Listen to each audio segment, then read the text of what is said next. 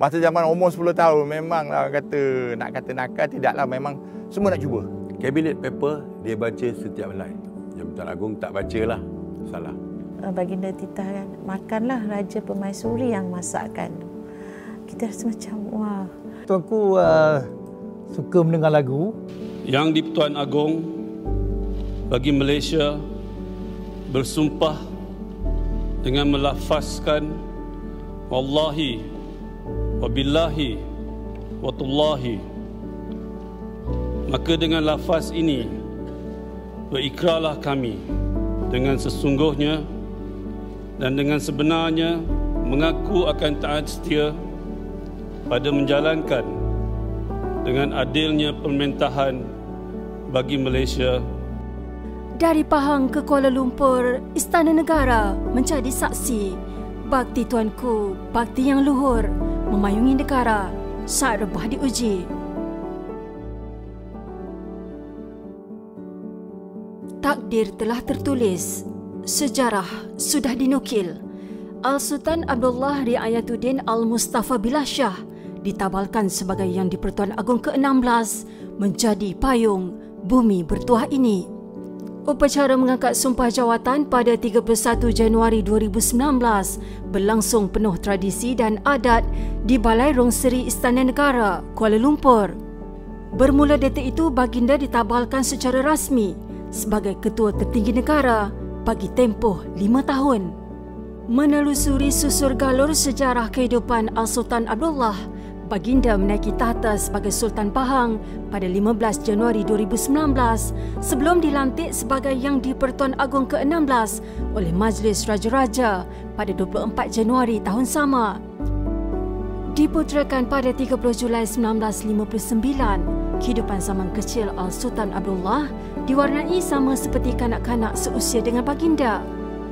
Bagi rakan sekelas tuanku di Sekolah Rendah St. Thomas Kuantan, kenangan manis zaman persekolahan bersama ke bawah duli Yang Maha Mulia Seri Paduka Baginda menjadi memori termahal dalam sejarah hidup Zulkifli Muhammad Lazim.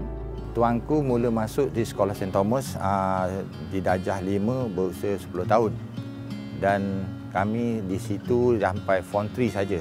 Jadi sekolah tu di Kuantan. Mula dia masuk sekolah tu, saya tahu yang tuanku tu memang anak raja. Jadi bila kita bermain pun, tuanku ni dia jenis macam tak kisah. Dia apa yang kita main kat sekolah pun, dia ikut kita main.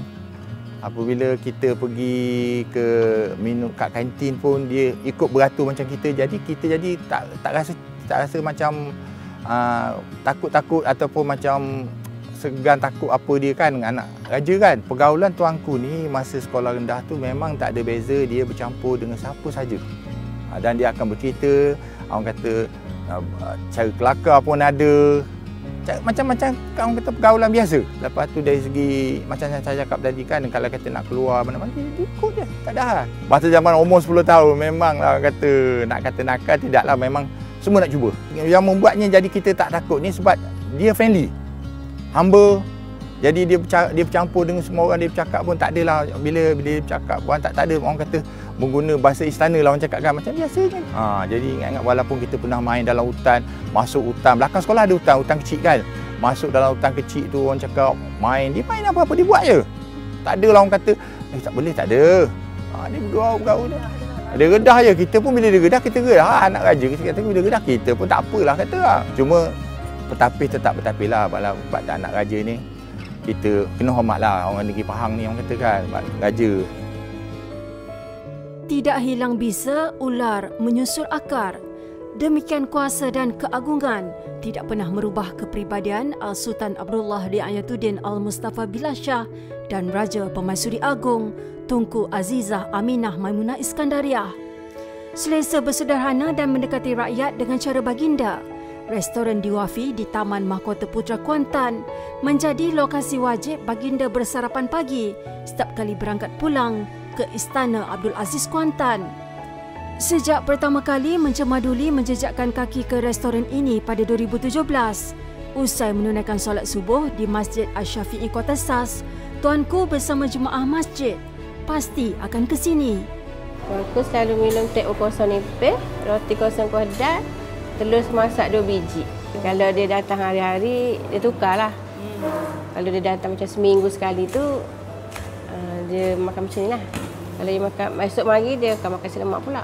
Roti kosong dia makan kena garing. Penebarnya ada penebar special memang request. Ada. Dia sama nama Tengku Abdullah juga.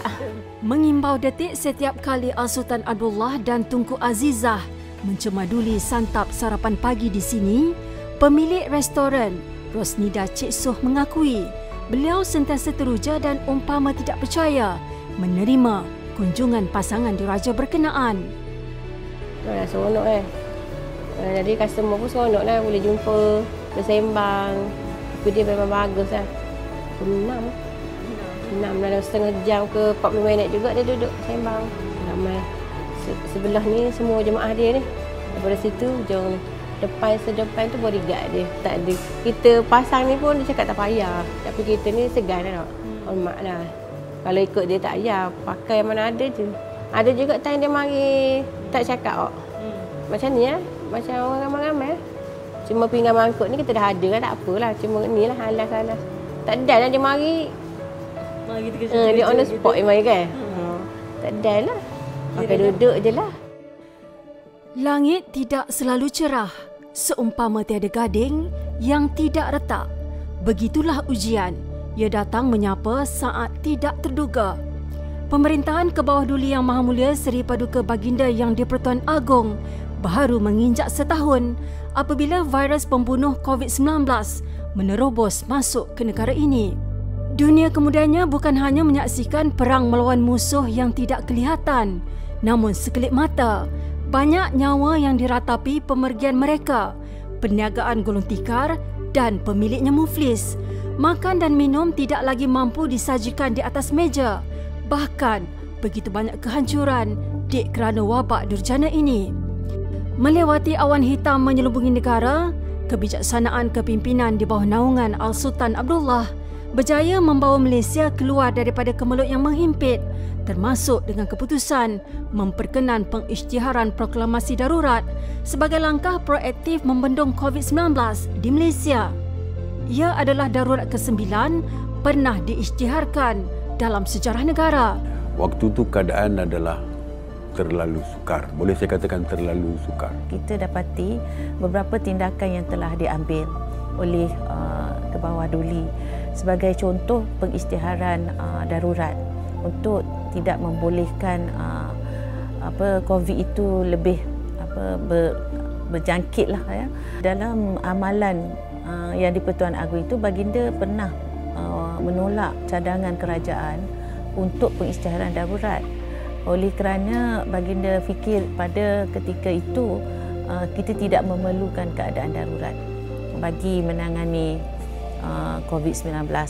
Jadi apa yang dapat saya kongsikan pemerhatian saya ialah kebijaksanaan baginda. Pertama, dalam mengendalikan urusan negara. Yang Pertuan Agong kata, saya tak mahu rakyat saya terjejas teruk akibat daripada, dan kerajaan mesti mengambil sesuatu tindakan yang mengurangkan tekanan rakyat. Jadi itu yang kita bayar gaji dan beri pinjaman tanpa interest kepada peniaga-peniaga dan sebagainya. Walaupun Yang Pertuan Agong tidak secara langsung mengendalikan mesyuarat ataupun terlibat secara langsung, tetapi sebagai Yang di-Pertuan Agong, Yang di-Pertuan Agong perlu, dia mahu tahu setiap perkara yang berlaku di dalam negara, setiap tindakan kerajaan yang dibuat ketika itu, saya brief Yang di-Pertuan Agong. Kerana Yang di-Pertuan Agong sangat concern kepada kesusahan rakyat ketika itu. Saya yakin kita semua dapat melihat bagaimana kebijaksanaan tuanku, pengalaman tuanku di mana semasa kita menghadapi ancaman COVID-19 di negara kita, bagaimana tuanku juga telah begitu prihatin ya, dan sentiasa mengambil berat berhubung dengan perkembangan semasa COVID-19, dan di mana kita juga mengadakan perintah kawalan pergerakan. Dalam masa yang sama kita mengadakan pakej rangsangan ekonomi bagi membantu rakyat yang terjejas sumber pendapatan. Dari segi keseluruhannya di negara kita, kebijaksanaan tuanku telah menyebabkan ancaman COVID-19 ini telah dapat diatasi. Mengemudi bahtera negara keluar daripada krisis kesihatan global, terpatri dalam lipatan sejarah, baginda juga merupakan satu-satunya yang di-Pertuan Agong terpaksa menempuh badai gelora tampuk pemerintahan negara. Tidak pernah terjadi pada pemerintahan yang terdahulu bagaimana seorang agung memerintah negara dengan 4 orang Perdana Menteri bersama 4 jemaah menteri yang berlainan. Baginda menjadi saksi penarikan semula sokongan, peletakan jawatan seorang Perdana Menteri, malah aneka rencah dalam arena politik negara yang rapuh pada suatu ketika. Begitu juga selepas negara berhadapan pilihan raya umum ke-15, di mana buat pertama kali dalam sejarah demokrasi Malaysia, negara berhadapan dengan situasi parlimen tergantung. Dari segi ketidakstabilan politik itu, dari segi perubahan kerajaan dan pelantikan Perdana Menteri yang baru, beberapa orang Perdana Menteri seperti yang kita maklum, kebijaksanaan ke bawah duli telah memperlihatkan bagaimana baginda telah menggembeling peruntukan undang-undang dengan sewajarnya, tanpa mengambil kira kesan yang, maksud saya, tanpa menzahirkan kesan yang negatif terhadap kedudukan institusi beraja itu sendiri. Sehingga akhirnya kita tahulah kebijaksanaan baginda itu telah mendatangkan kestabilan politik dan seterusnya menzahirkan kedudukan kerajaan semasa yang dinamakan sebagai kerajaan perpaduan. Kalau kita ikut peruntukan 40 dalam fasal 2A, Perlembagaan Persekutuan itu, ia adalah kuasa budi bicara baginda. Kuasa budi bicara baginda ni bermaksud baginda tidak bertindak atas nasihat sesiapa lah. Bukan dari nasihat orang-orang politik. Bahkan baginda juga tidak disyaratkan dalam undang-undang untuk mendengar nasihat raja-raja Melayu yang lain. Tetapi baginda mengambil keputusan untuknya dengan cara bermusyawarah, memanggil ataupun menitahkan raja-raja Melayu yang lain datang ke istana, berangkat ke istana negara untuk membincangkan hal negara, bukan semata-mata terus melihat hitam putih perundangan itu. Tapi baginda telah melihat warna-warna yang lain lah dalam perlembagaan itu yang boleh diselitkan atau diamalkan, ya, terutamanya tentang adat istiadat dan juga adab seorang pemimpin semasa baginda membuat keputusan.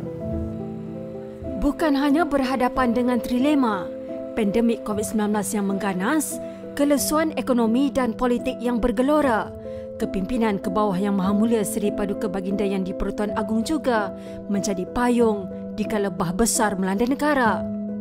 Disifatkan sebagai banjir kilat terburuk dalam tempoh 50 tahun, bencana alam pada 18 Disember 2021 menyebabkan Lembah Kelang terutama Shah Alam boleh dikatakan lumpuh sepenuhnya selepas hujan tanpa henti selama 24 jam.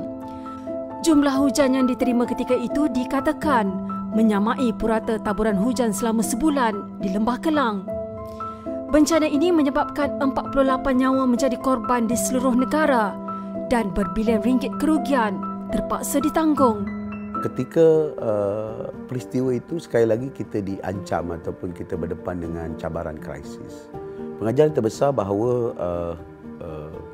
perubahan iklim ataupun climate change ini merupakan satu perkara yang nyata, yang boleh menimpa di mana-mana tempat dan boleh memberi kesan yang besar kepada kita.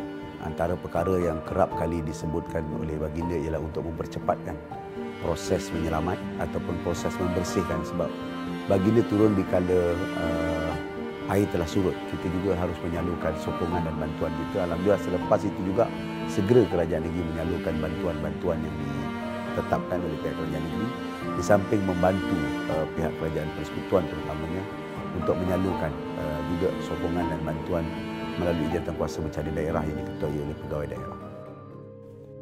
Asah kapak tajam beliung, tebang mari kayu berduri.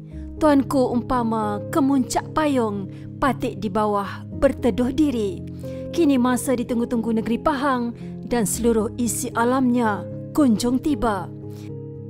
Menanti keberangkatan pulang ke bawah Duli Yang Maha Mulia Seri Paduka Baginda Yang di-Pertuan Agong dan Raja Permaisuri Agong yang tamat tempoh memayungi negara pada 30 Januari 2024 bakal menyaksikan lembaran baharu buat seluruh rakyat di negeri ini.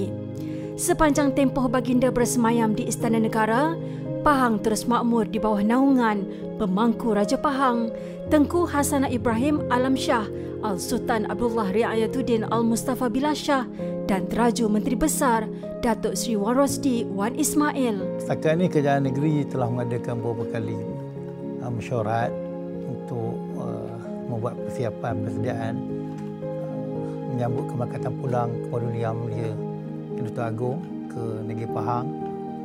Dan antara persiapannya ialah kita mengadakan majlis keberangkatan balik Tuanku di UDM Kuantan dan juga majlis kesyukuran dan doa selamat di masjid-masjid negeri, dan kita juga akan mengadakan karnival rakyat Pahang di dataran Sayangi Kuantan.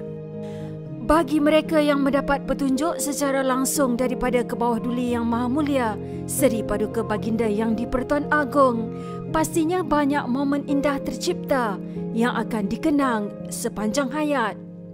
Banyak sebenarnya, tapi mungkin saya tak boleh disclose semua lah. Antaranya saya dapati Tuanku suka mendengar lagu sambil berborak dengan saya. Dan dalam masa yang sama kadang-kadang Tuanku menyanyi lagu yang Tuanku minati. Dan sambil itu Tuanku akan bertitah bertanya dengan hasil negeri. Sebagai contohnya, apakah perkara-perkara baru yang negeri akan laksanakan dan bagaimana dengan rakyat Tuanku. Itulah antaranya. Tuanku ni saya tengok banyak favourite food dia. Jadi saya tak boleh. Tapi yang pastinya tempoyak tu salah satu kegemaran Tuanku lah. Tempoyak. Menurut Wan Rosdi dan Fazli, kepimpinan Al-Sultan Abdullah sebagai Ketua Utama Negara dan Raja Berjiwa Rakyat sentiasa menjadi contoh terbaik sebagai pemimpin berwibawa dan berkepribadian unggul. Baginda Tuanku ni seorang yang penyayang, seorang yang prihatin dan juga seorang yang tegas. Di sebalik ketegasan Tuanku juga seorang raja yang bertoleransi. Baginda Tuanku juga seorang yang berwawasan, berfikiran jauh. Pertama, Tuanku memiliki sifat kepimpinan yang hebat. Yang kedua, pastilah Tuanku adalah seorang raja yang berjiwa rakyat. Yang ketiganya, sudah pasti pada saya Tuanku memiliki sifat yang cukup mesra dan dekat di hati rakyat. Dan yang keempatnya, kalau saya boleh berkongsi, Tuanku adalah ikon keluarga penyayang. Kelimanya, sifat Tuanku yang memiliki kepribadian yang unggul. Selamat berangkat pulang Raja Berjiwa Rakyat ke pangkuan rakyat Pahang Darul Makmur. Bakti dan budi Tuanku menjalankan pemerintahan seadil-adilnya mengikut undang-undang dan perlembagaan negara serta memelihara dengan sempurna agama Islam, malah berdiri teguh di atas pemerintahan yang adil dan aman, menjadi sanjungan sepanjang zaman. Tuanku ni yang dia macam mana, dia dengan rakyat Pahang ni, dia ada hati dia apa ni, tak boleh tengok rakyat-rakyat Pahang ni ada masalah susah ke apa kan, macam banjir ke apa, sakit pening rakyat Pahang. Kek buah Permaisuri paling sedap. Supply saya tak pernah putus. Jadi bila habis je, kadang-kadang Permaisuri tanya, kek buah ada lagi? Kita dah habis Tuanku, nanti saya hantar. Saya rasa semua orang tahu dia memang dia macam nak kata tak ada protokol lah, tapi very humble, very easy, dia macam biasa je. Begitu juga dengan Raja Permaisuri Agong. Pernah baginda menyatakan kepada saya, saya follow awak punya Facebook ke kan, media sosial saya follow. Saya ni rakyat yang memang berbangga lah sebab kita ada Agong dan Permaisuri Agong yang mesra rakyat. Tengok social media, semua dapat interview-interview, laporan-laporan daripada mana-mana, macam news pun boleh nampak, oh Agong ni macam mesra dengan rakyat dia. Kalau nak pergi banjir pun dia turun padang. So I really like them in general. Semoga Tuanku dan Permaisuri sentiasa berada dalam lindungan Allah Subhanahu Wa Taala.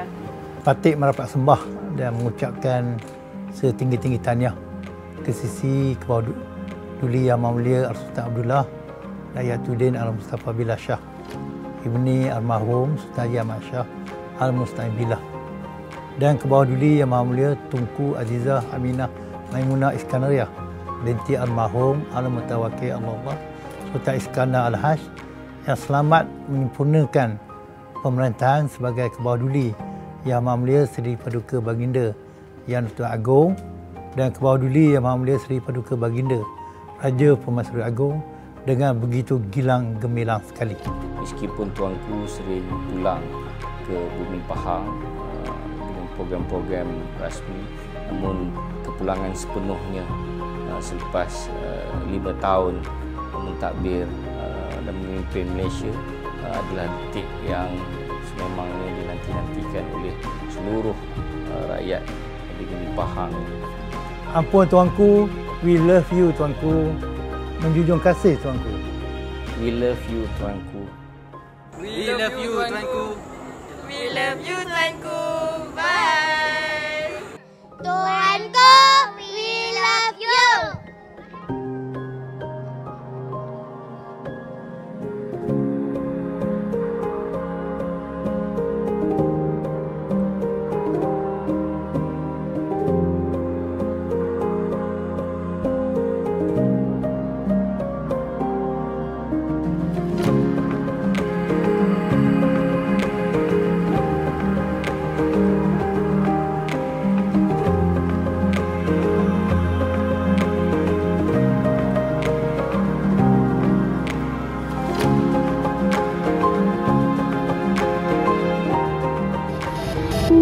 Thank you.